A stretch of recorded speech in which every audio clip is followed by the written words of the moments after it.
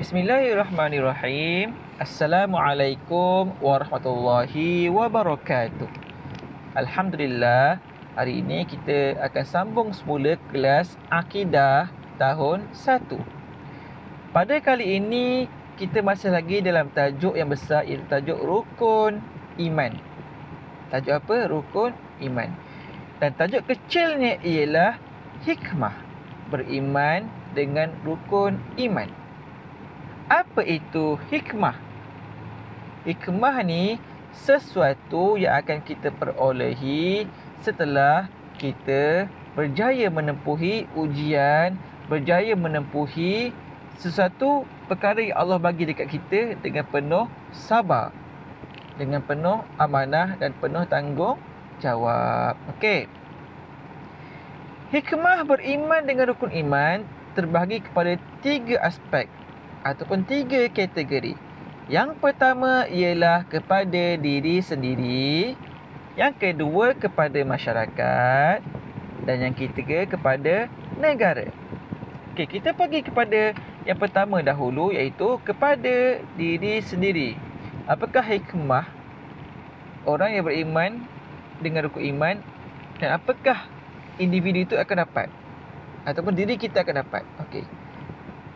Tengok dekat sini, bila mana kita beriman dengan rukun iman, insya-Allah kita akan yakin bahawa Allah itu satu. Allah itulah Tuhan kita, Tuhan semesta alam. Tiada Tuhan selain Allah. Bila kita yakin dengan Allah, bila kita yakin Allah itu Tuhan kita, secara automatiknya kita akan taat perintah Allah dan jauhi larangannya. Bermakna segala yang Allah perintahkan dekat kita seperti solat, puasa, kita akan buat. Dan kita akan buat. Okey. Dan perkara-perkara yang mendatangkan maksiat, mendatangkan dosa dekat kita, contohnya seperti mencuri, kita takkan berani buat. Kenapa? Kerana kita tahu Allah tu sentiasa melihat kita. Kalau kita buat, kita akan dapat dosa. Yang ketiga, kita akan takut dengan azab Allah Subhanahu Wa Taala. Kan, azab Allah ni sangat pedih. Kan?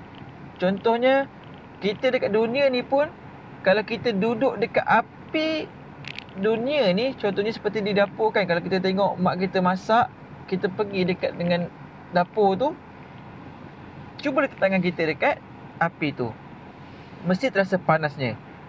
Tapi api neraka tu lagi dahsyat, lagi panas. Dan ada yang mengatakan bahawa dahsyatnya api neraka tu 70 kali ganda lebih panas daripada api dunia. Dan seterusnya, keempat, kita akan mendorong untuk melakukan kebaikan. Bila kita beriman dengan rukun iman, kita akan secara automatiknya kita akan sentiasa nak buat baik. Kan, kita tak nak buat jahat. Sebab apa? Sebab buat jahat dapat dosa. Kalau buat baik dapat pahala, dapat masuk ke syurga. Dekat syurga tu macam-macam nikmat yang kita boleh dapat. Okey, seterusnya, yang kedua kepada masyarakat. Okey, bila sesebuah masyarakat itu beriman kepada rukun iman, okey, tengok apa Allah akan bagi. Allah akan merahmati dan memberkati kehidupan mereka. Mereka akan sentiasa rasa aman, tenang, kan, tak ada peperangan, masing-masing akan sentiasa melakukan kebaikan, tak akan buat benda-benda yang tak baik. Yang kedua, akan wujud masyarakat yang harmoni.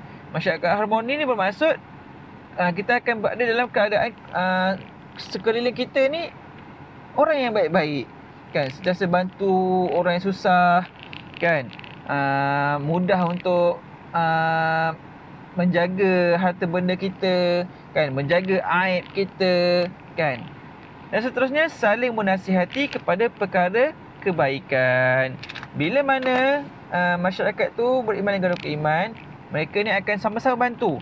Kalau tengok je ada jiran-jiran tetangga yang membuat perkara-perkara yang dilarang Allah, mereka akan nasihat dan bantu sehingga jiran tetangga mereka itu berubah, kan, takutkan Allah, kan, takutkan azab Allah tu. Okey, yang ketiga, hikmah beriman dengan rukun iman kepada negara. Bila sesebuah negara itu, terutama negara kita, bila sesebuah negara itu rakyatnya, pemimpinnya, kan, beriman dengan rukun iman, nampak apa Allah akan bagi? Allah akan bagi negara itu aman dan makmur. Nah, maknanya negara kita ni akan jauh daripada peperangan. Allah akan memberkati kehidupan rakyat-rakyat dalam sebuah negara itu. Dan negara itu akan diberkati oleh Allah. Kan, sama je. Aman dan makmur, dan negara itu akan diberkati oleh Allah. Dan yang paling penting, akan melahirkan pemimpin yang amanah. Kan, bila pemimpin ni amanah, pemimpin ni dia akan buat kerja je dengan sangat baik. Yang tu yang kita perlukan. Dan rakyat pun akan takut kepada Allah. Kan, kita ni kena jaga negara kita ni. Kan, nampak je kemungkaran, nampak je orang sekeliling kita buat perkara-perkara yang tak baik, kita tegur. Kenapa? Kerana azab Allah ni tak kira tempat, tak kira masa, tak kira siapa-siapa. Kan, kalau seseorang itu buat maksiat dan tak ada siapa yang tegur, Allah akan turunkan azab kat dunia ni, semua akan kena. Kan, sebagai contoh, apa yang berlaku pada tahun 2006 tak silap Alim. Kan, tak silap Alim di tahun 2006, di mana tsunami berlaku di bandar Aceh. Kan, teruk. Kan, hanya beberapa orang yang buat maksiat, Allah turunkan bala kepada semua penduduknya. Kan, jadi kita ni sebagai orang Islam kena bantu sambantu. Kan, mana yang salah kita tegur. Kan, ajak mereka buat kepada kebaikan. Okey, sekian, terima kasih. Itu sahaja daripada Muallim. Semoga bermanfaat. Assalamualaikum warahmatullahi wabarakatuh.